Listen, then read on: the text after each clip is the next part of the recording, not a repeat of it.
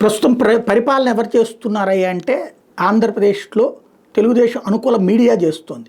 ఏ కాంట్రాక్టర్కి ఎంత డబ్బులు ఇవ్వాలి, ఎందుకు ఇవ్వాలి, ఎందుకు ఇవ్వకూడదు అన్నటువంటి కోణంలో వీళ్ళే తేల్చేస్తున్నారు. ప్రభుత్వం కూడా ఆ దిశగానే అడుగులు వేస్తోంది. ఈనాడులోని జ్యోతిలోని ఒక వార్త రాయడం, వీళ్ళకి డబ్బులు ఇస్తున్నారు ఆపేయండి అంటాం, వీళ్ళు ఆపేయడం. ఇప్పుడు తాజాగా అట్లాగే జరిగింది. ఏదైతే విద్యుత్ శాఖ మంత్రి అంటే నిన్ననే రాశారు కదా, ఒక తెలుగుదేశం పార్టీకి సంబంధించిన ఒక మంత్రి, ఒక ముగ్గురు ఎమ్మెల్యేలు సంతకాలతో ఒక కరెంట్ లైన్ వేయించుకున్నారు, 330 కోట్ల రూపాయలతో పని జరుగుతోంది అన్నటువంటిది.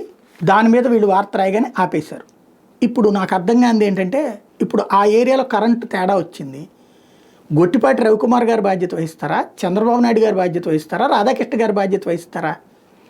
ఆ ఏరియాలో కరెంట్ వస్తే బాగుపడేది జనం, వస్తుందని ఆశపడ్డ జనానికి ఇప్పుడు ఆ ఆశ తీరకపోగా రేపు పొద్దున ఎండాకాలం బాగా ఇబ్బంది అయిందనుకోండి, అప్పుడు ఈ టెండర్లు రద్దు చేయించాలని సంకలు గుద్దుకునేటటువంటి పత్రిక బాధ్యత వహిస్తుందా, వాళ్ళు రాయిగానే రద్దు చేసేసినటువంటి మంత్రి గారు బాధ్యత వహిస్తారో తేలాలి.